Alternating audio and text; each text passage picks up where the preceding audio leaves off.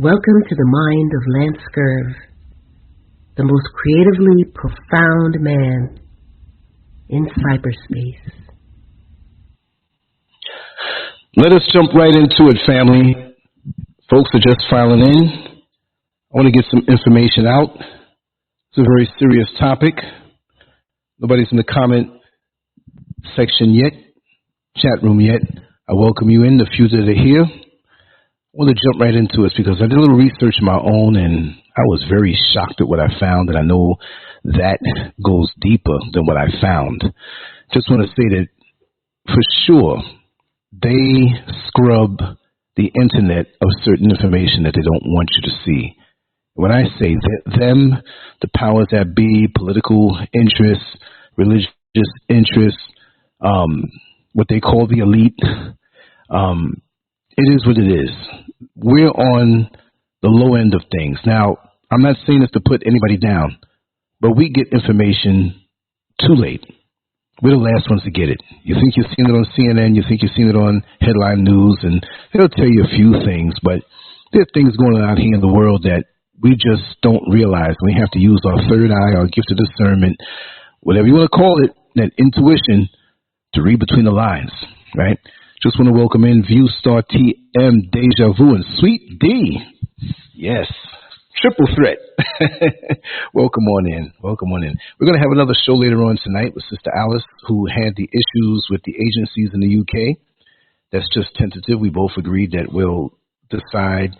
They're doing things. I was doing a few things. We're going to do it tonight. Can't tell you exactly what time. So this show is not going to be a 5-hour show. Mrs. Thread, welcome. Welcome on in. Thank you for being here. I'm going to read some things off, and I have some information toward the end. Giant Gain! Yes, Giant Gain is in the house. We got all the superstars up in here. They're like, Lance, you always say that. Everybody that comes here is a superstar. Like I said, I'm giving you props, and you don't have to wear boots when I say it. The bottom line, I have one of the most intelligent, drama-free chat rooms and platform. You know, you go to other platforms and they roll around in the dirt, calling each other's name, cussing each other out, and the monitors are with them doing the same thing. Moderators, it's crazy. Anyway, I have all this written out on LANCESCURV.com if you want to see it. Seekers of wisdom and practitioners of justice. I love you too. Thank you, thank you, thank you, Tiny. Thank you. We got to do something soon too, for real. I love that avatar. Got the eye right there. I just want to read this off. Jotted down some notes, and I want to read something off of a website that's quite shocking. That's going to be toward the end. Not the end of the show, but the end of this reading, right? Child labor in resource extraction industries. You see how this... First, that's the first 5 letters that I said. 6 letters. Child labor in resource extraction industries. You see how this is? You see how it makes some things seem so legit. Resource extraction industries. The extraction of resources, and it's an industry. Okay, I can roll with that. But what's part of it? Child labor. Now let's start all over again.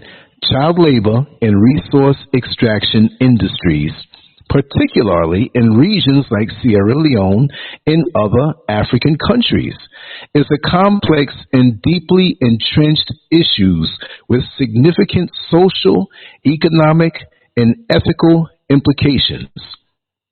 In Sierra Leone, the diamond industry has long been associated with the exploitation of children who are forced to work in hazardous conditions for minimal pay.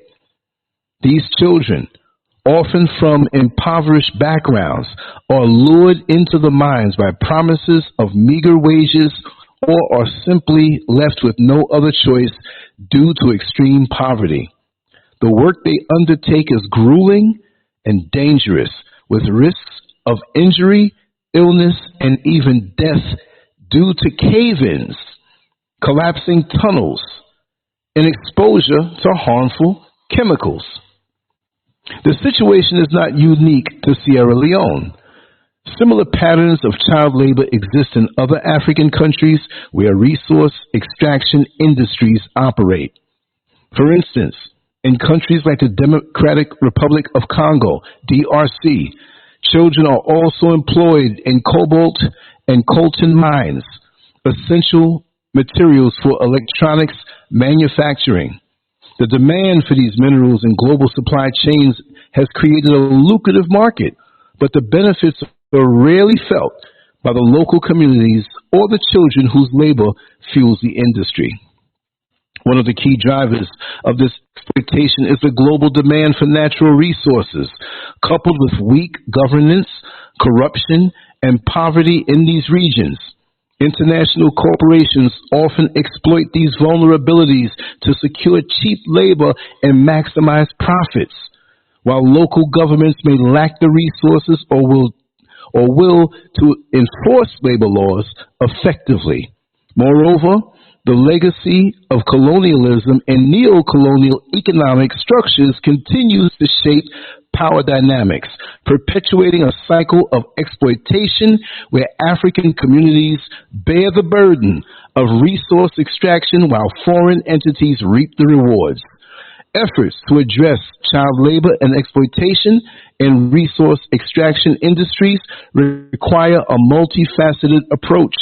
This includes strengthening regulatory frameworks, improving access to education and economic opportunities for vulnerable communities, empowering local stakeholders, and promoting transparency and accountability in global supply chains. Civil society organizations, governments, corporations, and international bodies all have a role to play in addressing this systemic issue and ensuring that the rights and well-being of children are protected. I'm going to give you 12 points in this, and then we're going to read an article, which I want to really just call out their names and just chat a little bit on this. We know about this, but I just want to dig it up a little more with these names of these companies that are still doing it and why we need to boycott them and stop. See, this whole thing when something happens and we boycott something because it's in the news and something big, oh, we're going to boycott, and we turn right around and go right on back. We need to be able to hit them in the pockets, these companies that use this child labor. I mean, 8, 9 years old, why not 7? 12, 13, and the hazardous conditions and the poverty, it's sickening. It's sickening when you think about it.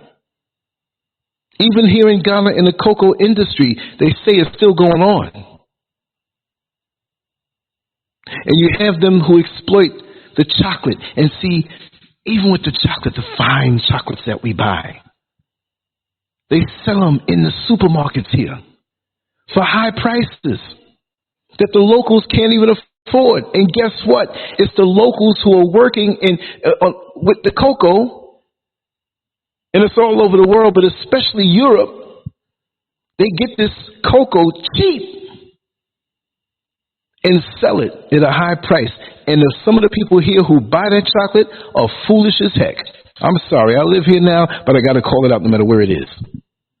Why would you do that? Why can't we have a straight up black African company extract the cocoa, get the cocoa, process it the way they need to do to make it into candy or chocolate bars, whatever? Why can't we do that and have them benefit? Build up the country, build up the nation. Take a percentage of that and create schools. Take a percentage of that and secure the workers. But I have to say, there must be somebody here on the ground that's selling the people here out who look like us. We know the colonial masters and what they look like, but there's a hand in it from us who might get a little extra to go on the hush hush. And poverty will make you do all kinds of things. Even in America, poverty will make you do all kinds of things. I remember when I was driving the bus, the 21 route, which I did for most of the years that I was there in Orlando, Florida. There was a woman who was so ladylike, well-dressed. She wasn't loud. She was very mannerable. She always had a Bible in her hand. And she was always reading the Bible. She'd look down, she'd look up, she'd look off into space like she was meditating on the word that she was reading. She wasn't bothering nobody. She had several kids. And I think there were like 5 or 6 of them. And her husband was there working with her, from what I could hear, because I heard some of the stories, and it was tragic. He didn't leave her. Somehow, someway, he got killed. I think it was some kind of freak car accident. Well, anyway, she did what she could to hold it together. And one night, it hit me. You know, I didn't know her. I didn't really talk to her. But she would greet me, and I would greet her. Most she would say, "How are you doing tonight, bus driver?" I'm like, I'm okay. Good to see you. And she'd say, "Praise God." Well, it had happened months before I heard about it, because we had the local people from the same neighborhood who gossiped a bit, found out things. Not that I was trying to find out the gossip, but I couldn't help but hear it. I didn't see this lady for a while. And then I saw her again, right? This one day I saw her again, same way, because she was going through things, because her husband wasn't there, and I guess her income wasn't there. And she had the same Bible. She was saying the same things. Things went back to normal. I didn't feel that I could say anything about condolences, because I didn't want her to think that this was public information. You know what I mean? I was like, okay, she didn't tell me. I didn't know her that way. I just wish her the best from within, from my heart. I didn't want her, sorry to hear what happened to you. You know what I mean? Some people are like that. You have to have a little understanding sometimes. So the relationship between me and her, that's the level it was on, that's where it stayed. But something broke my heart that night. I went up and down the route from when I started, and I was the last bus out. So I would start in the early afternoon, and I would finish in the wee hours, driving 11 hours. And I would see passengers in the street living their lives. I'd see passengers in different neighborhoods. People who rode my bus that I knew, they're not going to stay along the bus route. Even on my days off, I might be in Tampa, whole other city, miles away, and see some of my passengers, because they travel too. Well, I dropped her off, and usually that was it. You wouldn't see them. Well, I'm doing my last run out. And at that particular bid, it had to be like 12:15. I think it was the last bus. And as I was going out, the light on Orange Blossom Trail would always catch me. So we'd sit there for a while. And Orange Blossom Trail, to be honest, is a place that's known for prostitution. That particular section of it, pretty much from Colonial Drive all the way down to the Florida Mall. There's a few spots in there that don't have it, but pretty much when you say Orange Blossom Trail at night, that's what you're seeing. Now, wouldn't you believe, I saw that same woman who I knew from that proximity for years in the shortest skirt you ever want to see. And the high heels and this to that. I'm looking, I said, no. It looked just like her. As an artist, I remember everything. And I'm that kind of person. I can imitate you. I know how you walk, how you talk with her. And I'm looking, I said, wait a second. Because, driving the bus, they would get on. It was a blur. It was like, oh, my God, look at the prostitutes over there. This is business as usual. It's unfortunate. It was her. It was her. And she went over to the car and leaned into the window. And it's just something about that broke my heart, because I knew she wasn't fronting. And I could tell she was the kind of person that wouldn't ask you anything. But look how poverty, that's why I'm telling the story that way. It has nothing to do with child labor. But look how the sting of poverty caused someone to go from that to that. And later on I found out she didn't have much family, especially in Orlando. Her family was from like Texas or something. And they were older. And she was like an only child. And it just circumstances, y'all. I'm not condoning it. But what if somebody drove by and said, oh, man, look at that old hooker out there. She's probably on drugs. That lady was not on drugs. I will still say, even after seeing her make the decision to do what it was that she did, where some will and some won't, I still respect that lady. Not because of her doing that, but I saw how for years she carried herself. And I don't dig what she's doing.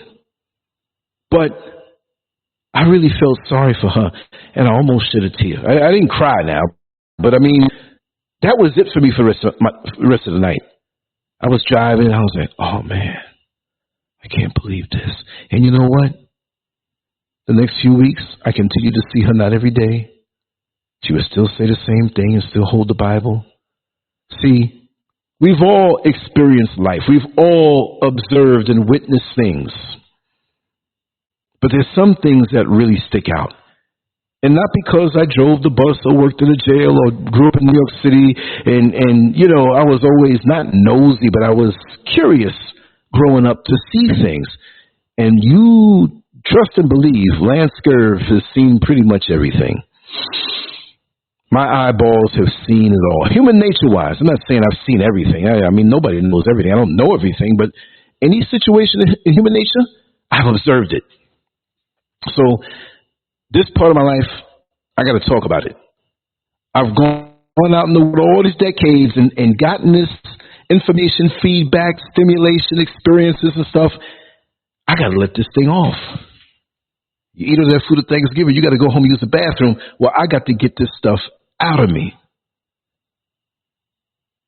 Because my emotions have been on a roller coaster ride from the things I've seen and experienced. I'm going to tell you something real. It's not a sign of weakness, but sometimes I'm walking down the street and out of nowhere the tears start coming. I'm good. I'm happy. Pretty much. I mean, we all desire and want certain things, but at the core, I'm good. But it's almost like an EMT worker or somebody who works with the traumatized, and you're an empath, so you take in some of the pain that's around you. And sometimes you forget to meditate, you forget to have a little time to yourself, and it just overflows. It happened to me not too long ago, a few weeks ago. I'm walking down the street. I'm up in the mountains now, so, you know, I'm to myself and look at the scenery and everything. And I just felt so sad. And I started crying. Just for a short time. And my mind started racing to all the people who had to go through trauma and sorrow, and how I wished I could have taken that load off of them, because I know they're good people. Like, you know, you got some jacked up people, and you're like, karma. But the good people, y'all. And could you imagine with this child labor thing? We have a fighter now. Now, I'm not going to try to get you into boxing, but I'm going to also drop a video on LANCESCURV.com. I'm not going to do it here. I'm going to drop it on LANCESCURV.com, because this particular, every show I do has a posting on LANCESCURV.com. So this is going to be the one higher up. Now, later on, the next show is going to have another posting, so they all get pushed down. If you go to LANCESCURV.com, you'll see this one right on, not on top, because I have a few things ahead of it. You scroll down, you start to see the different posts and videos and articles and stuff like that. I want to just mention Francis Ngannou. Francis Ngannou. And this is the biggest story of overcoming, regardless if it's boxing or not, and for what he did in boxing and what he's about to do. Even if he loses the fight, this man is an inspiration. And he came out of child labor in Cameroon, and how he left the country and had, oh man, what a story. You really appreciate the amenities and the things we have in life. I'm not just talking about material goods, but just life itself. And yes, we all go through ups and downs. But to hear his story, it's not about boxing. Look past the boxing part. I got to find this interview. I'm going to put it in there. Everything extra going along with these shows is always going to be on LANCESCURV.com, because, you know, me and YouTube got a little relationship issue going on. I tried to reply to one of the comments. It wouldn't even pop up. They kept it off. A lot of funny business. So I also say that's why I put the link at the top or right below the pinned comment in the first comment there. Leave your comments there. Let's vibe there, because YouTube is on some sugar honey iced tea with LANCESCURV. I'm going to read down this list, and then I'm going to go down another article, which is going to be very shocking. We know it. shocking. Not yet. Let me say these several points here. Number one, extent of child labor. Child labor is prevalent in resource extraction industries across Africa, including Sierra Leone, where children as young as 5 are employed in diamond mines. 5, y'all. 5.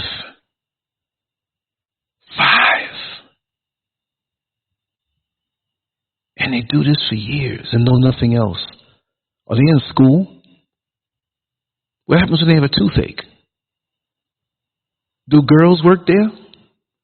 If they do, are they taken advantage of? I'm quite sure they are. Hell, I'm quite sure some of the boys are taken advantage of. Poverty. And look at these, and see, European countries and people who, those people, whether it's America or Europe, will turn around and ridicule the poverty across different countries in Africa. Like you had nothing to do with it. That's like a man, I don't want to say the R-A-P-E word, because artificial intelligence listens to everything. Like a man who violates forcefully a woman where nobody knows this, and when she's pregnant with his child, he's in the crowd laughing at her, calling her a whore. But then what are you? And that's something that pisses me off. To these people with their stupid comments about Africa being this poor place where it's a money grab and they take advantage and they have no humanity whatsoever, and they want to make us over here appear to be lower, animalistic, subhuman, to justify their exploitation of us. And yes, I say us, because a lot of people, I'm going to tell you straight up, they're pissed off that I'm over here, living over here. I don't know why. The whole planet's Africa. I'm not getting into that argument. That's our damn problem. We should be focused on issues like this. Oh, you shouldn't care because you live in America and that's over here in Africa? Well, I care for my people in other countries no matter where they are in the world. That's why I want to talk about these things. I don't care who's screwing who in Hollywood. If it's going to bring me to a point of a lesson, I'll talk about it where I can find something in there that we can uplift ourselves from. But to just talk about it, just to talk about it. If we get older, we get foolish or stupid, following behind this, the trash and the sludge of social media. And we should turn it around and use it. And we're going to have fun. I like to have fun. I'm going to tell jokes. I can tell some crazy jokes. I'm going to tell some dirty jokes. We're going to have some fun. But that can't be the whole thing. We got to get serious, man. Time is running out. I'm not on some old, the rapture going to come and we're going to get caught up. No. With what the plans are going on now in the world, more so than ever before, how they slowly moved us into this position. You thought 911 was something bad. When that happened, if somebody can come from the future and tell you what this world was going to be like, with what's going on, letting all these sleeper cells and all these people they're emptying out jails and prisons and letting folks over here, giving them everything, and they can't give you nothing, who built the country, worked hard, paid your taxes, and you can't even get total health care coverage. Something's wrong. Now they're saying we're paranoid because, no, it's all Americans. No, it's all, get out of here. You should talk for all of us. You didn't talk about my people. Are we going through hell? You just watching? Oh, that's just the niggers. How dare you? Young boys and young girls, through no fault of their own, are forced into this. Let me finish reading down the list. I'm ready to throw jammies up in here, right? Number 2, hazardous working conditions. Children working in mines face hazardous conditions, including exposure to toxic chemicals, risk of tunnel collapses, and physical injuries from handling heavy equipment. Number 3, economic exploitation. Children are often paid meager wages or sometimes not paid at all for their labor, contributing to the cycle of poverty and exploitation within affected communities. Imagine that. Not paid at all. You think they're going to punch out of a clock after 8 hours? You think they're going to have a 30-minute break and 2 15-minute breaks? You think there's a break room? You think there's a bathroom? You don't work, you don't get paid.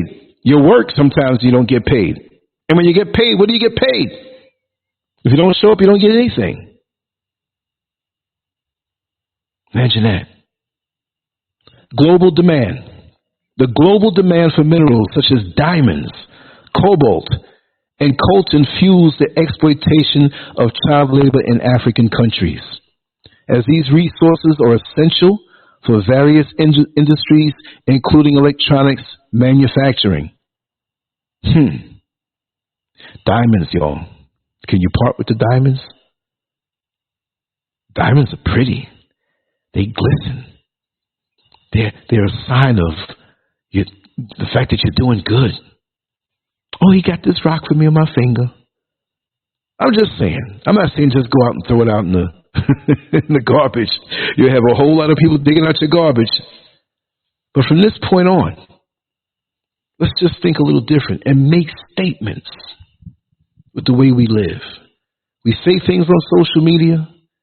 You know, you put up your little flags and all this stuff. Let's make some statements. I want to be making some graphics that can fit on Facebook. You know how people had a little LGBTQ, little surrounded little thing that you can overlay on your thing. I'm going to make some things like that. I can do that. I was thinking, why not do that? Just leave it where people can get it, and I'll show you how to put it up. On something like this and other things to bring awareness to certain things. Because, see, they allow certain things now. You push the red, you know what I mean? They're going to allow that. We have our red, black, and green thing that, you know, the action is what we have to do now. Instead of putting up little things, it's cool when you have the action behind it. But other than that, if you're not doing anything, if you're not vocal about it, I don't mean speak where you're not supposed to speak, because, you know, there's a time and place for everything. A time and place for everything. Number 5, lack of regulation. Weak regulatory frameworks and enforcement mechanisms in many African countries allow for the exploitation of child labor in resource extraction industries as companies prioritize profits over ethical labor practices. Number 6, impact on education. Child labor in mines deprives children of the opportunity to attend school and gain education, perpetuating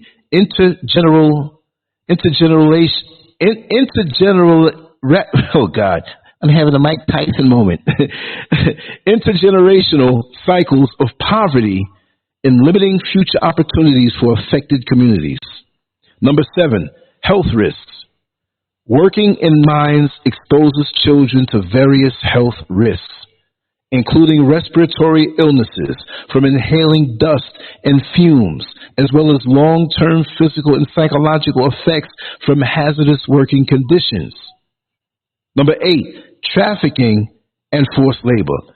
Some children are trafficked or coerced into working in mines, either by criminal syndicates or through familial economic pressures, further exacerbating the issue of child exploitation and resource extraction. Environmental degradation. Number 9, resource extraction activities, including, now what is this word? Artisanal mining operations, often employing child labor, contribute to environmental degradation, including deforestation, soil erosion, and water pollution, impacting local ecosystems and livelihoods. Number 10, community displacement. Large-scale mining projects can lead to the displacement of local communities, exacerbating poverty and increasing vulnerability to exploitation, including child labor. Number 11, corporate responsibility. International corporations operating in African countries have a responsibility to ensure that their supply chains are free from child labor and adhere to ethical labor practices, yet many fail to adequately address these issues. Number 12, and final one, need for multilateral action.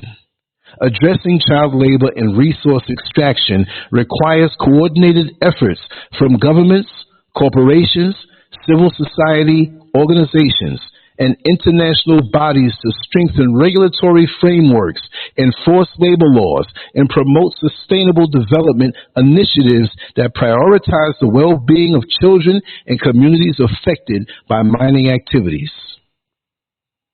In conclusion, the exploitation of children in resource extraction industries in Sierra Leone and other African countries is a grave violation of human rights and a stark reminder of the inequities embedded in global economic systems.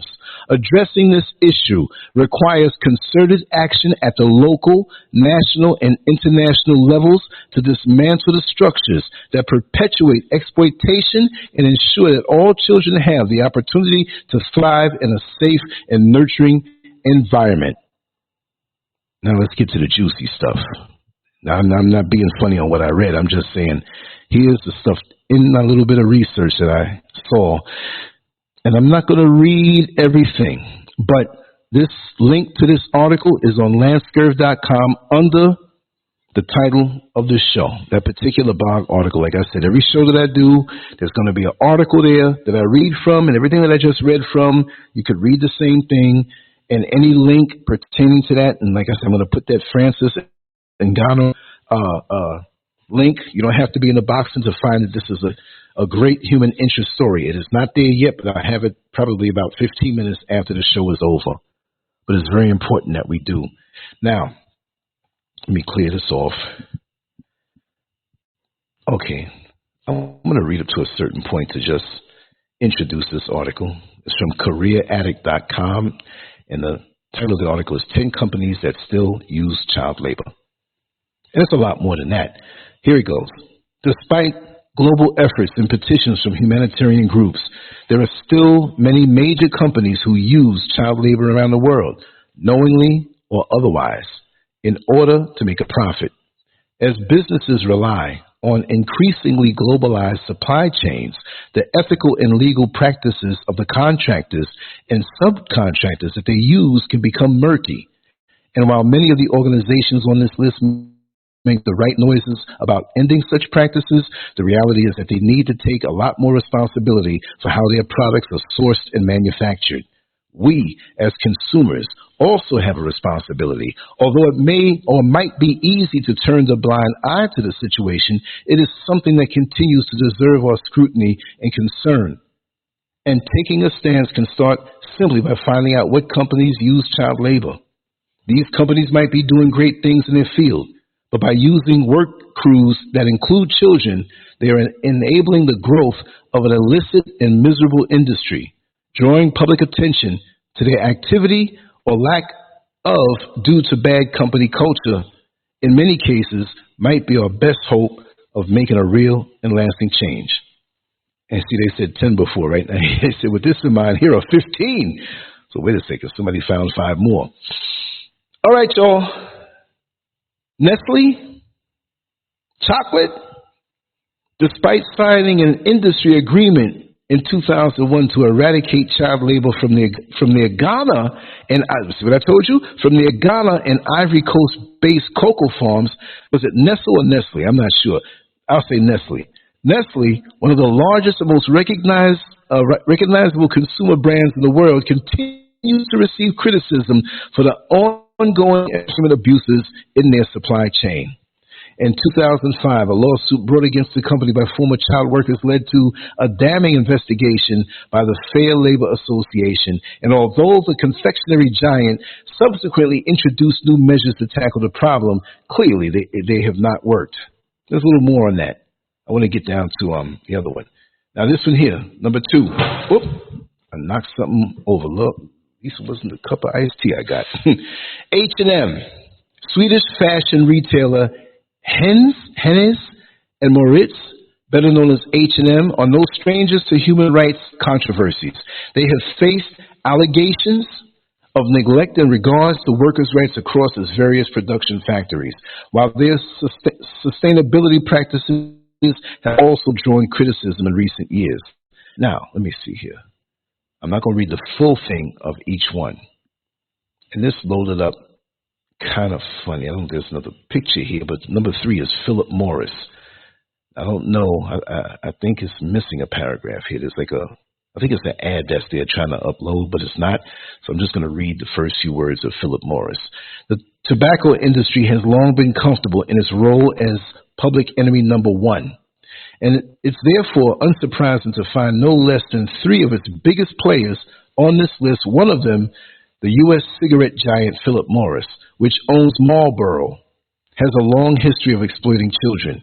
In 2010, the company admitted that children as young as 10 have been forced into labor on its contracted tobacco farms in Kazakhstan.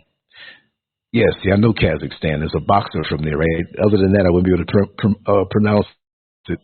With allegations by the Human Rights Watch suggesting that passports had been confiscated in order to prevent them from escaping.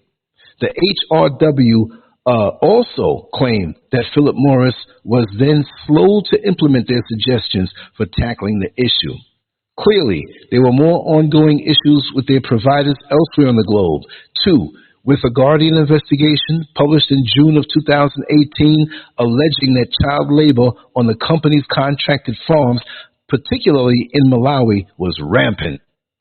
Number 4, let's get a drum roll, please. Microsoft. Despite Microsoft's global reputation as both a top employer and a philanthropic I messed up today, y'all. I woke up late. Pioneer. Allegations surfaced in October of 2018 that child labor was being used to extract cobalt for the company in the Democratic Republic of Congo. Investigators for Amnesty International claim that children as young as 7 were mining the product in toxic and hostile conditions for 12 hours a day, carrying heavy loads and working without proper protective equipment. Unsurprisingly, Microsoft moved quickly to address the allegations, producing a report in late 2018 that detailed the actions they had taken to eradicate this practice. Amnesty remains skeptical. I'm mispronouncing regular words now, though stating that while there was real evidence of change on the ground in the DRC, there was still a long way to go to meet both their own concerns and international standards in general. Today, the problem remains ongoing. It's an issue that would take a coalition to solve, said Microsoft, of the conditions at Congolese cobalt mines in 2023. So that's just a few months ago, y'all. Number 5, Sports Direct. Another global company that has struggled with its public image and perception, Sports Direct, and in particular, its controversial owner Mike Ashley, have repeatedly come under fire for dubious employment practices. The UK-based clothing and sports equipment giant can now add child labor to its charge sheet.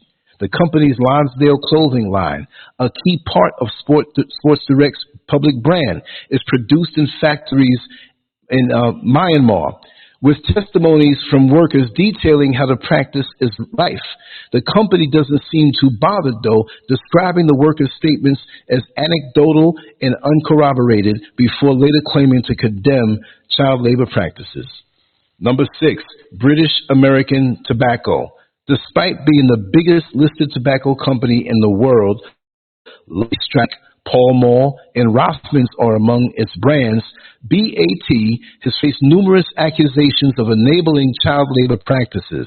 In 2016, reports surfaced of children working in hostile conditions on BAT tobacco farms in Bangladesh, something that the company stringently refutes. Despite their protests concern is still present over the welfare of children and their labor used on BAT's tobacco farms all over the world. Now, this is kind of long here, and I'm going to come down the list because I'm getting fired up just listening to this. Number 7, drum roll, please. Apple. Apple has cultivated a reputation as the innovative brand. Although at the forefront of technology and a dream job for many graduates and interns, but perhaps unsurprisingly for a company that produces so many units, questions have raised about what exactly goes on in its supply chain. Following the discovery that a Chinese contractor was employing 74 minors in 2013, the company also admitted that its best-selling iPhone X product was being made by school children. There were fresh claims in October of 2018, too, of school students under the age of 18 being made to manufacture Apple Watches under the guise of a company internship. The contractor in question, based in Southwest China, also manufactures products for other tech giants such as Dell, Amazon, and Siemens, or Simons, however you pronounce it, got an I in there, right? Get your mind out the gutter. The company says that it wants to end all child labor practices, although its contractors are still permitted to hire interns to work in such a way. You see that? To call them interns, you can get away with more. There's always a legal loop. Number 8, New Look. The UK-based fashion retailer is also involved in the Myanmar factory scandals that have brought H&M and Sports Direct into disrepute. Unlike its competitors, though, New Look is at least willing to accept that there is an issue and have pledged to work with suppliers and partners in Myanmar to address the findings. This includes remediation programs in which underage workers are removed from factories, returned to school, and reimbursed with a similar wage. The company also claims to have let their suppliers know that they are against the use of USPIC raw cotton due to the child labor exploitation there. Although by their own admission, they still place responsibility for the investigation of cotton sourcing in the hands of their contractors, not themselves. That's their way of shifting the blame. I'm going to jump down. We have, I wasn't even going to read all of this. I just want to read the names. JTI. I don't even know JTI. Oh, Japan Tobacco International. Let me read the first paragraph. Are also involved in the child labor cases involving tobacco farmers in Malawi. Unlike their competitors, though, JTI buys the tobacco leaf directly, meaning it has a key say in the prices that are set and the conditions that the workers operate in. All right, we'll push it on down because this is another humdinger here. Hershey's! Like Nestle, the U.S.-based confectionery giant Hershey's has run into serious labor exploitation problems on their West African cocoa farms. And like Nestle, they also face legal action for their practices from Danielle Tomasella, who also targeted Mars. Tomasella's lawsuit, filed as with the Nestle case by law firm Hagens Berman, claim that Hershey's have repeatedly abandoned any serious attempt to implement the Harkin-Engel protocol of which they are signatories, resulting in widespread child labor practices on their supply farms. The company, which sells popular confectionery, including Kit Kats, peppermint patties, and Reese's peanut butter cups, all it does not tolerate and is committed to preventing child labor across the entire supply chain. But according to Tomasella and his legal advisors, Hershey's has simply not been doing enough. They will never stop until they're forced to, right? That's what he says. And look, the money's good. The money's good, right? Number 11, Mars. In November 2023, CBS News ran an investigation into Mars' supply chain, discovering that children as young as 5 years old harvest some of the cocoa beans that end up in the chocolate giant candies, or chocolate giants candies, not giant candies, including Snickers and M&Ms. The conditions in which the Ghanaian children, right here in Ghana, I'm in Ghana, the conditions in which the Ghanaian children were forced to work were appalling. 2, blistering hot temperatures, with the miners yielding machetes nearly as big as themselves to collect the beans. So let me find. Look, I'm gonna go there with my camera. One of these days, I'm gonna find out. I'm gonna find out. Forget CBS and ABC and all these people. They're going, I'm going right up in there. I might go in there and work for a day. Right there, had a camera right on my back, getting it all. Blow it up. Following cues from a whistleblower, the CBS News team traveled to the West African country. They didn't want to say Ghana. They said West African country. See? And was able to confirm that children were indeed working on the farms that supply Mars with cocoa beans, despite the company having previously vowed to completely eliminate child labor from its supply chain by 2025. Time is certainly running out, and LANCESCURV is going to go there. Oh, I scrolled down. Oh, wait a second. No!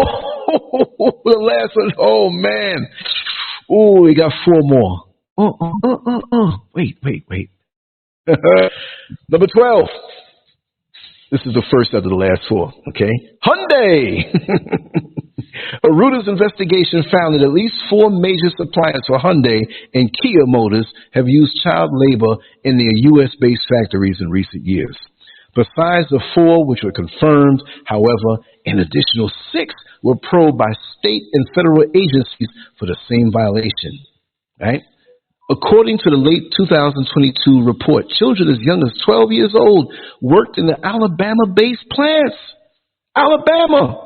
With one former engineer stating that he had worked with at least 10 minors in the past. Similar statements were made to Reuters by a further 6 former plant employees. They put the other. That shouldn't have been there. As far as the suppliers themselves, namely Washin America Corporation, Jin Industrial Corporation, were concerned. Both made near identical statements via a mutual public relations firm claiming not to have hired underage workers to the best of their knowledge. See that? See, to the best of their knowledge. That's that loophole. You sit up in court tonight. You don't recall. I don't recall. Please. Number 13, Purdue Farms. In late 2023, the New York Times made public the findings of an investigation into child labor being used in the poultry industry. Specifically, the investigation showed that migrant children as young as 14 have been working in plants as overnight cleaning staff, plants owned by the likes of Purdue Farms and Tyson Foods. As anyone can rightly assure, the working conditions in meat company facilities are extremely dangerous and inappropriate for children.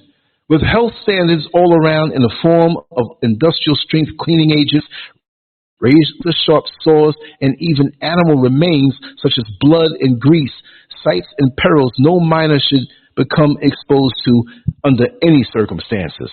In a statement, Purdue Farms claimed to have strict, long-standing policies in place to prevent children from working in such conditions, and added that they hold their contractors to the same standards. But look how they wrote that.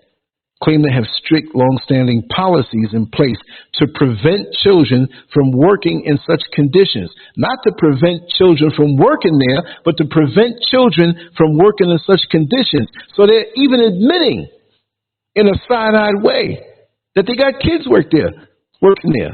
Look at that. You got to watch these people, man, because when they make a statement, it's never really the company bigwigs. No, they get people who are shrewd with words. So if they're brought to task in a legal sense, look what they said. Strict standard policies in place to prevent children from working in such conditions. But they didn't say that they don't have children there. Most people are not going to catch that. Number 14, Tyson Foods. Meatpacking giant Tyson Foods Incorporated faced federal investigation in late 2023 alongside Purdue Farms after the New York Times published its investigation showing that underage migrant workers have been employed by contractors at their meat processing plants. According to Business Insider, the Department of Labor stated that in a 5-year period, illegal child labor has seen a dramatic increase, 69%. Tyson Foods also rejected a request for comment from the insider. The comment was made by U.S. Solicitor of Labor, Seema Nanda. However, we are long past the day when brands can say they don't know that they have child labor in their supply chain, she stressed. Can I get a drum roll, please? Can I get a drum roll, please? Because this one here going to knock you down. This one here is going to knock you down. All right, here we go. McDonald's, the fast food restaurant chain that feeds some 70 million people around the world every single day. To be able to do this, the global food service retailer is estimated to have a workforce of approximately 2 million employees, with an estimated 150,000 here in the U.S. So in actuality, the most of them are all over the world. 150,000 in the U.S., as much McDonald's as you see, but the 2 million, the majority of the 2 million? Wow. Sadly, the vast pool of workers has been found to include minors. More specifically, some 300 children were illegally employed at several McDonald's locations, according to an investigation of Kentucky-based franchises by the Labor Department. So this is just in Kentucky? Wow. Some of the children received little or no pay. Reporting, said PBS, who covered the story, reporting also that the minors were often working long hours past midnight and into the early hours of the morning. Shame on you, McDonald's. I'm going to slap Ronald when I see him. In response to the investigation, McDonald's USA spokeswoman Tiffany Boyd said the reports were unacceptable, deeply troubling, and run afoul of the high expectations we have for the entire McDonald's brand.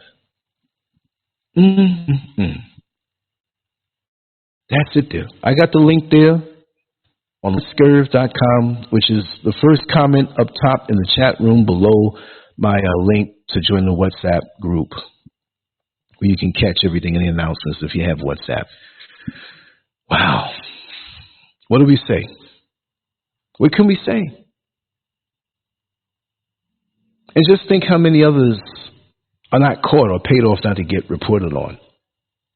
And when you deal on a international level and the corruption and the money passed to people to keep hush on certain things, could you imagine? I mean, just to go off the beaten path a little bit, in America, I mean, it's all over the world, right?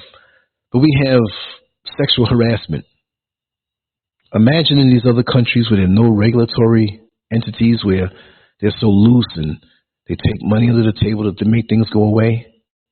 You have that kind of harassment going on. So how about this? You know, the cleanliness. Is it clean? Is it clean? I mean, we've all seen little videos on Instagram and on TikTok and different things where you have fast food workers that a piece of the burger or burger drops on the ground, they take it and slap it back between the bread and push it along.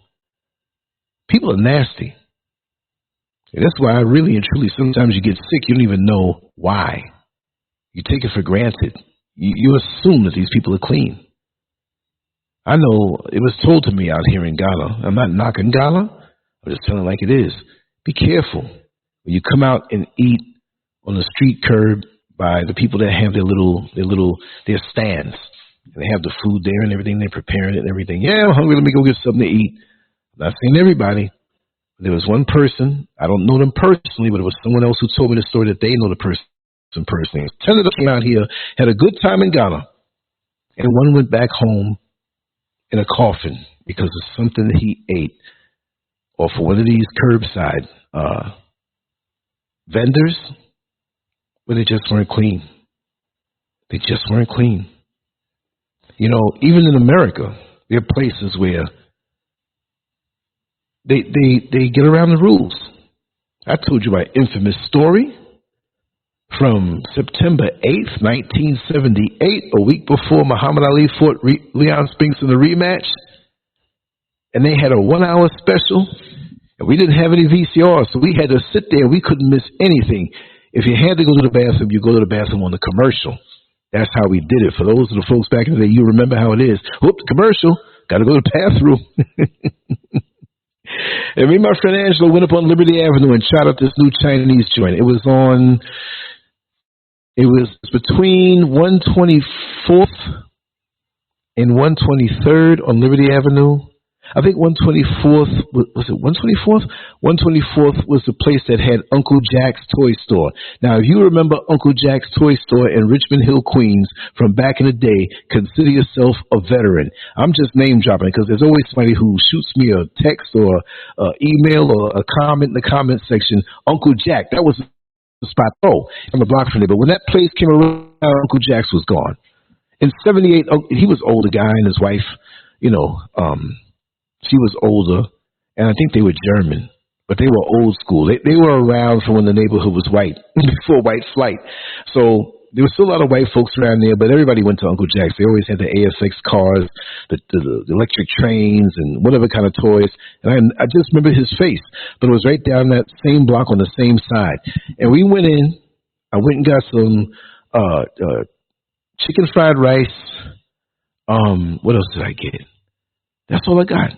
Chicken fried rice, right? They give you a couple of extra duck sauces, which they were stingy. So I would go and get my own big bottle of duck sauce, right? And we went home. We had to hurry up to get to watch this Muhammad Ali presentation with Leon Spinks because I was a big boxing fan back then. I was 15 years old. Anyway, I'm sitting here watching the TV. My friend Angela was always a comedian and a clown. We joke each other all the time.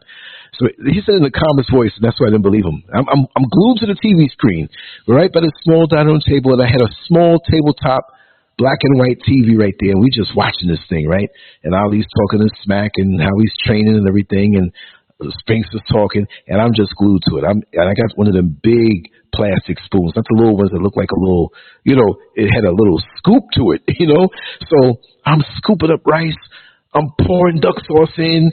I'm scooping up rice. I'm eating it. I had something to drink, and I ain't gonna lie. I think it was a grape soda or something like that. I was starting to train in and everything, take care of myself. But Saturdays was like a junk day. I ate whatever I wanted.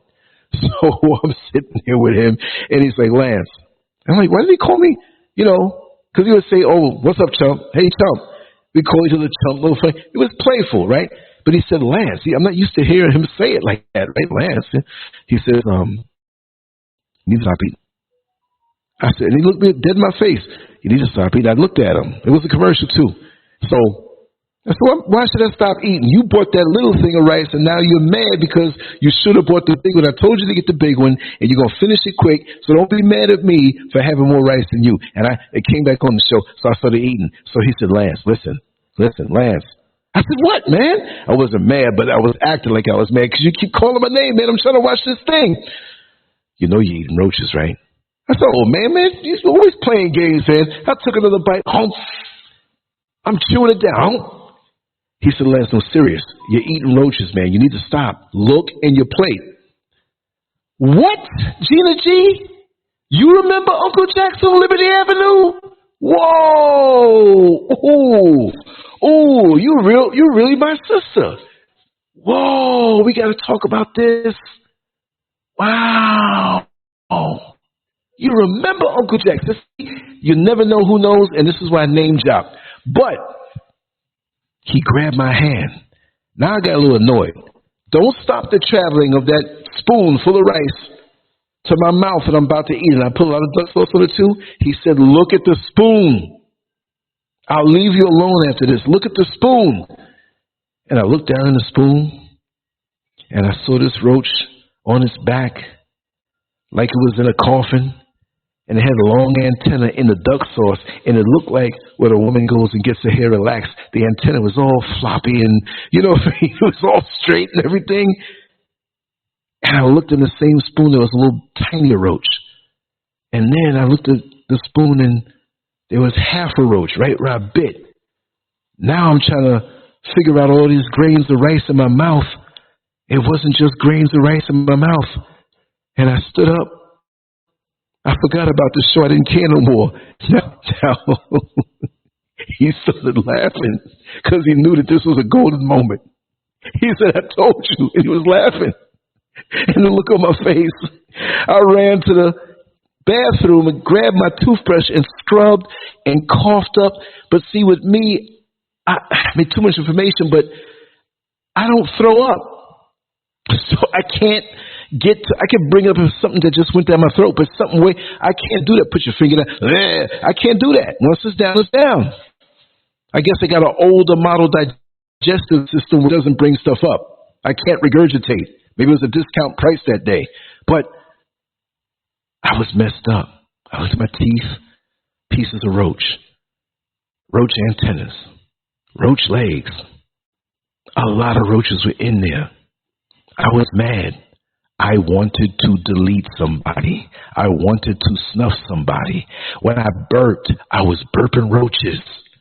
I didn't eat for the next 3 or 4 days, and it took me years to go back to a Chinese joint again. So I was so heated. My father came home. My mother came home. They went out real quick. They came back. They saw me heated. I was still a strong 15-year-old. I was going to start competing the next year in bodybuilding, so I was already halfway there. I said, what happened? My father said, no, don't go up there like that. Don't go. We're going to go. I said, no, I got to go. They said, we'll all go, but you're going to stay in that van. And my father handled it, but I still went inside. Come to find out. And why did I say this? Because of regulatory factions, organizations that make sure that food is clean and the premises are clean. They evidently paid somebody, because the dude that was in the back in the kitchen with the big wok, he had an eye patch on, and there were bugs, roaches crawling up on the ceiling, and the heat of the wok made them drop down in the food. And here he is packing it up. And most people don't look inside what they eat. And it wasn't until, I think it was 78. It wasn't until 87 or 88 that I went to a Chinese joint, and it was only because of the crew of people that I was with, some very good friends. They insisted on going. I was like, I'll come with you. I'm not eating. And when they did get something, it wasn't chicken fried rice. It was one of the real Chinese joints. Now, you know, in New York City, you got the takeout joint, and then you got the Chinese restaurants that like in Chinatown, and they serve more, and that's the kind of place, I think it was Chinatown I went to. But when I got my food, I was weird with it. I was examining it. I was looking at it. I was looking at every grain of rice, even though I didn't order rice like chicken fried rice. It didn't have that kind of thing. It did have some white rice and, you know, some of the chicken or whatever. It was clean. The place had rave reviews. They had all the certificates up for the approval for them being clean enough and everything like that. But homeboy wasn't going for it. Everybody was finished, and I'm still picking through my food 1/3 of the way done. I said, you all going to wait for me. You insisted for me to come here to get something to eat, and you going to wait. I said, come on, it's clean food. Yeah, it might be, but I'm making sure it's clean. I'm better than any organization, any whatever that comes here and inspects. Wasn't doing it. So going back to child labor, you see how these companies can do? People eating at McDonald's, which you shouldn't be doing, right? And just the diamonds, just all these different companies. And those are the ones who got busted. Because there's no regulation out here. There's none at all. And some of these children don't even get paid. That's a damn shame. Right? So some of us will say, well, I'm not over there. I'm in America. But look, you have a direct impact. And maybe you'll say to yourself, well, if I stop and boycott, there are other people who are going to buy it. It's not going to make a difference. Yes, it will make a difference because you didn't buy it. But you need to be vocal on it. You need to blow everybody up. We're bored, we're pissed at something. We'll go write a letter and put it out there and carbon copy their email so a lot of people get it. Blow them up every chance you get. You get on shows like this, blow them up. Talk about them. Bring awareness. I'll make T-shirts. Although I can't use a company's exact name. Oh, there's ways of getting around it. You know, SCURV is creative. I'll get around it. I'll get around it. Those are the things we need to do, to be a conscious people and show the world that we are. Because we're usually looked at as mindless, hedonistic, wanting to have the latest fashions and not caring about the community and every man for himself and so materialistic. No, that's something I'm not. I never was, although I've had nice things what the world would say is nice, but I never had a burning desire to be materialistic. I don't have to have those things. My get high, and I don't get high on drugs or whatever. I'm just saying as a term, what gets me high is creativity. What gets me high is expressing myself. What gets me high is connecting with someone who may not know something, and I communicated something to them that enlightened them, and the same vice versa. When I connect with somebody and they get me hip to something that's going on, I'm like, wow, you just made me better. You just made me better. What's the point of having designer clothes and driving in a luxury vehicle and living in a very affluent zip code and you're a damn idiot? Contributing to the problem.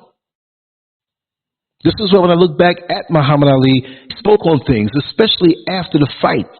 He'd bring up certain things. We didn't have Google back then. We had to depend on those who would speak out when they had a platform of being seen. If I was a fighter, after every fight, and even during interviews, I'd be blowing people up, making them do right. So whatever area of influence that we have, we need to use it. We need to use it. It's very important to do so. We think we can't be effective, but trust me, in your path every single day, there are people who look up to you. There are people who observe you that you don't even know observe you. I'm not saying you're supposed to walk down the street, McDonald's is child labor, Tyson Foods, Apple, Microsoft. They'll think you're crazy. But at the right place at the right time. Say you are a person who goes to a church, right? Well, ask the pastor and show them that you want to bring a little enlightenment by sharing a little information for 3 minutes. 3 minutes! I mean, I've been on about an hour now, right? Hour and a few minutes. But just 3 minutes. I want to let you know that these companies are involved in child labor, and it's not right. They exploit them, blah, blah, blah, blah, blah, blah, blah. Here they go. Print up some flyers and go by the door and pass them out, put them up under the windshield wipers. There's something that maybe you didn't think of doing. Do it. Go to the mall and pass up. You know, the security might stop you. Whatever. But if everybody did a little something, collectively it adds up. Because you get that little burger, them fries, that soda, a Happy Meal. It's not $1 million, although it's a whole lot more than what it used to be. But that little bit contributes to their wealth. Don't buy that stuff. Don't support these companies. You know, do something different if you're getting married and you want to wear a ring with a diamond in it. It looks nice. In the perfect world, if they were mined properly, yes, it's wonderful. But how many children got sick? Tunnels collapsed on. Caves and where they're mining collapsed in on them. Didn't get paid. Hungry. Where do they go to the bathroom? Is there proper sanitation? Do they have days off where they can get paid? No, you know they don't. You know they don't. They get an injury. Are they going to get compensated? They're not going to get compensated. No. You see, so we can't not be caring, even when it's somewhere far away. See, the far away, when they talk about Ghana, people say, oh, it's far away. Well, it ain't far away to me. We should not think that way. How many of you have moved from one state to another, right? And you might have visited that state and know it real good there, got family there, but, okay, let's say, for example, when I was in New York City, and I moved down to Orlando, Florida. When I was living in New York City, knowing I was going to go to Orlando, Florida was that far away. It was far away. My world was New York City. For 38 years out of my life, you know, and I'm still a New Yorker. That's what made me and molded me to the person I am. No matter where I am. I'm in Ghana. I'm a New Yorker. I'm not going to try to flip the script and wear some costume and try to act like some. I'm not. Right? But the bottom line is Orlando was far away. It was that place. So when I first got to Orlando, right, I was there. I'm like, okay, I live here now. But my mind was still in New York City. And gradually, of course, I know most streets and nooks and crannies, and people still call me to this day. So many decades after I moved out of New York City, 2001, I moved out of there 23 years ago, right? They said, how do you get to I'm like, you living up there and you asking me for directions? All right, here it is, right? But anyway, gradually, Orlando became the center of my universe, and New York became distant. So that's how it is. Don't think any place in the world is that faraway place that you don't have an intimate relationship with. Now look at me. I'm in the mountains. in West Africa and Ghana. I'm not even in the city no more. I ain't going out there right now and take no walk. It's dark out there. I mean, there's still a little traffic close by, but I mean, you know, you do your thing, you stay inside. But this is that place that was far away. So I broke that mentality, which on a personal level, yeah, we're always going to think and we move and here and there, but thinking about other places and the pain and suffering that other people feel.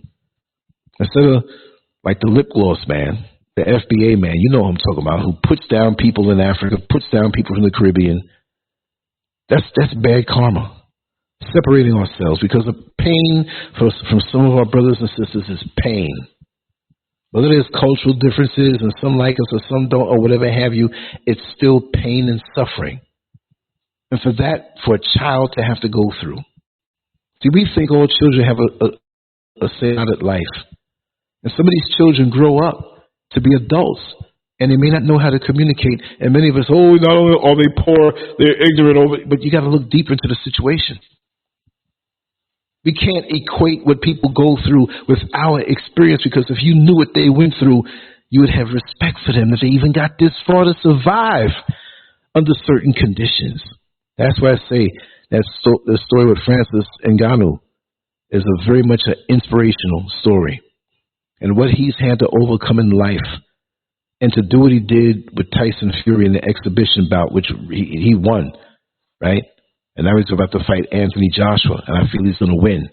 For him to come from MMA and to come into boxing and not have any experience, and he has the possibility of making a history. He already did with what he did in life, to come from Cameroon under those conditions, to be so determined. I have never heard of a story like that, right? There's a boxer whose last name is Ugas. He came from Cuba, something similar, but not what Francis Ngannou had to come through. And he worked in some of the sand mines or whatever, and that's how he built his physique. The guy, humble guy, but very smart and very determined, and he has a fire in him because he knows what he had to go through, and that's something I totally respect. Because we got a lot of punk asses out here who push their chests out off of nothing and couldn't endure half the stuff that man endured. I never had to endure anything like that, and I had my fair share of emotional challenges and being screwed over and all that stuff, so it wasn't the same as him, and we all have things. We all have things that we have to go through, and so when we see people sometime, we need to ask ourselves, what is it that they had to go through? Maybe they're showing you a funny face. They're looking at you a certain way. Try to have a little sympathy and some empathy to understand what they are going through. And maybe how do they see us? Maybe we're portraying or projecting the wrong imagery to get that look from them. Anything that keeps us separated is something that we need to banish, because we have enough enemies out here that are profiting off children, not just in Africa, but as you heard, in Alabama, which I'm quite sure other states all over the world, these companies who ship out the labor, they use the labor in other countries and build their companies elsewhere where they can get away with that stuff and skirt the regulations. And it's been going on for a long time. And then they give back a little something on a tax break while they make profit off of somebody else's misery. Forever scarred. Anyway, I'm sitting back in the chair running my mouth. We have another show to do tonight. I'm going to speak with Sister Alice and get an update on her situation. And she said her husband might come on with her. I'm looking forward to that. And yeah, you're right, Rory, out there. Just saw the comment. I missed a lot of comments. He said that is why they hated Muhammad Ali. He was not afraid to speak truth when needed. Exactly. I grew up on that. You know what I mean? That's part of my DNA. And yours. And all of us. And this is why they don't want to have anybody that's out there that is popular, that speaks it. You see what I mean? Wow, I'm just seeing Gina G. You see your aunt lives in Queens. Wow, we got to talk about that. Uncle Jax. Oh, man. When you can mention something and you go back. I want to tell you one little story. I'm going to go because I got to speak with Sister Alice and see if she's ready to have to create the link and do the banners and all that stuff. But we are coming back. We agreed to come back. But here's like, it's not even a can you top this story, but a friend of mine was telling me, yeah, man, I met a girl from Facebook that I knew from junior high school. And like, well, listen, man, it's a buddy of mine that we can talk like that. I said, man, you can't top the story I got. He said, come on, tell me. And I'm going to say it fast. I was doing a blog talk interview with a pastor from Washington. It's way deep down in the archives, y'all. I might pull it up and put it onto this post on LANCESCURV since I'm talking about it. And so she had a few people call in, right? So there was a person that called in, and this young lady was asking different questions about the artwork and the articles and stuff that I wrote. This had to be like 2006 or 7, So yeah, so she's asking me, I'm talking, and different people who are listening, calling in and stuff like that. And I had a sizable following back then, and there was no, there was YouTube, but I wasn't on it. So we're talking and stuff. So the one young lady that's sitting in a long time, she was fascinated with certain things I was saying to her, and the show ended. So that was that. So that young lady had forwarded the show to her cousin, right? No biggie. That's what happens. So I'm chilling out one day. I'm drawing a picture. And Facebook, I had the computer on. Little notification popped up. I heard the noise. I looked at it. And it was a young lady who said that her cousin had forwarded the link to the show. And I'm typing back to her. I said, I hope you enjoyed it and everything, whatever. She says, no, I can't believe it's you. I said, you can't believe, you know me? She said, yes. She says, we go way back. She says, I don't think there's nobody in social media that I know that I can go back as far as you. I said, well, who are you? She said, look at my name. I said, Shelly. I said, I know about 10 Shellys. Tell me what Shelly you are. I'm not going to say her last name. But she said her last name. I almost fell off my chair. Shelly. You know who Shelly was? Shelly from back in 1968. 1968. When my parents purchased a home in September of 68 in Queens. They were already there renting from the previous owner because it's a 2-family house. I was 5 years old and Shelly was 5 years old. Oh my God. She couldn't believe it because of my last name. Because as years go by and they, remember we used to live in Queens with the Scurvins and they were our landlords and stuff. So Scurvin, she heard that in Lance, it rung a bell. If it was just Lance, I knew a guy named Lance, but she probably wouldn't even think about it. So social media brought me back to a child. I was a child. She was a child. We used to sneak kisses sometime. Another story, but playing doctor and all that stuff. Wow. Her parents passed away, and we caught up and everything. But that's amazing. So that's one of the reasons why I throw out things like that. I would have never known, Gina G, that you knew about Uncle Jax. Now we have more to talk about. And it might be somebody else, so this is why I name drop a lot. Seriously, man, why you name drop so much? You never know. It's like a flare that goes up in the air that hits the person's subconscious mind and the memory. You say, wait a second, I know that place. Look, Uncle Jax ain't been around for decades. But you remember it, and I remember it. In essence, in creation, it's still there. Like, to me, the past is still there. Not where it was, not in the same physical place, but that energy, things never die. That's the next dimension to me. Like, everything that ever was is there. And in the future, and it's all, what's the word?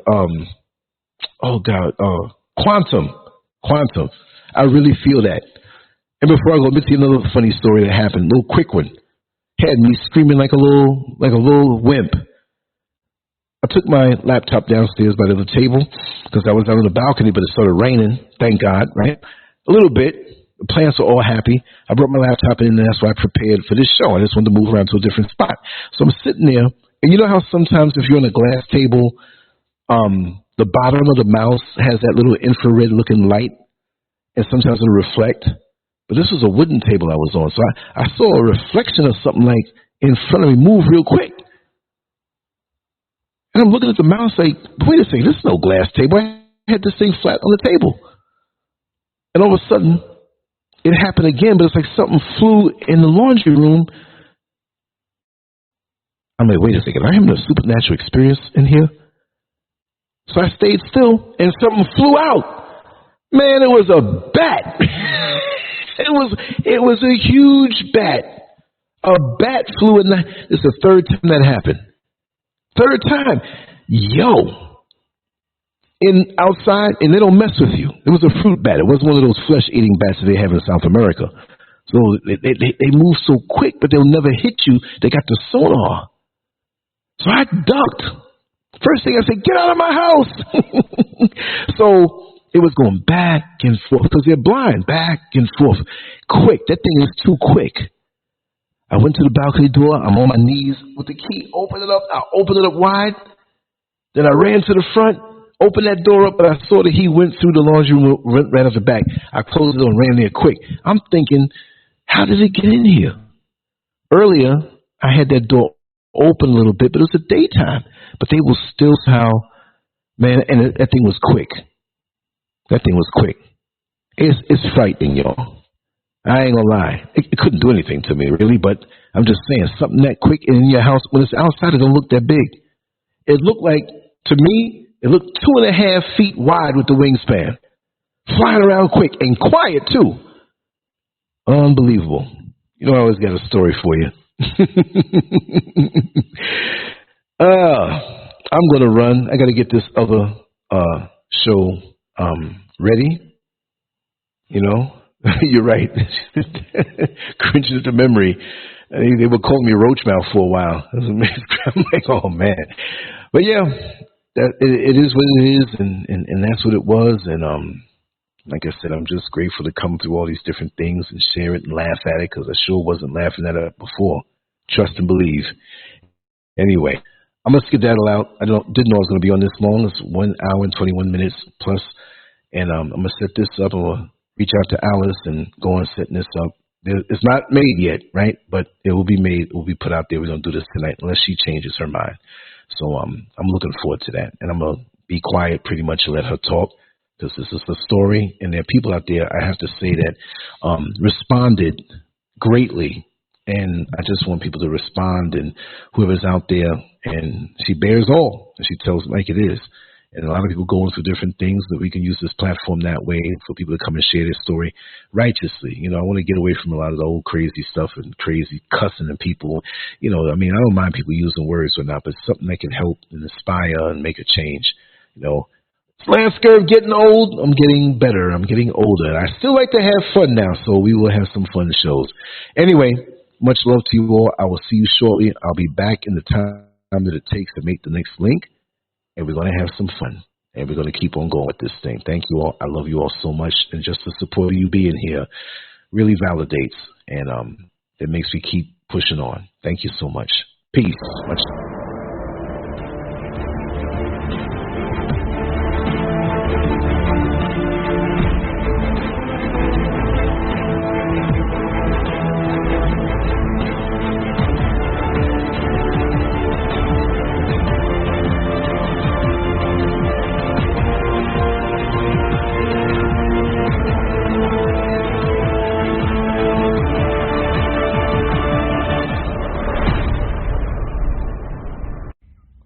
Make sure to go to LANCESCURV.com, an online magazine established in 2001, containing written articles, thousands of talk shows and discussions, cutting-edge cartoons, as well as erotic expressions and tasteful adult photography. It's definitely not for the faint of heart. Once you get a taste of the world of LANCESCURV, trust me, you'll be back for more. LANCESCURV.com. Bold, raw, and uncut.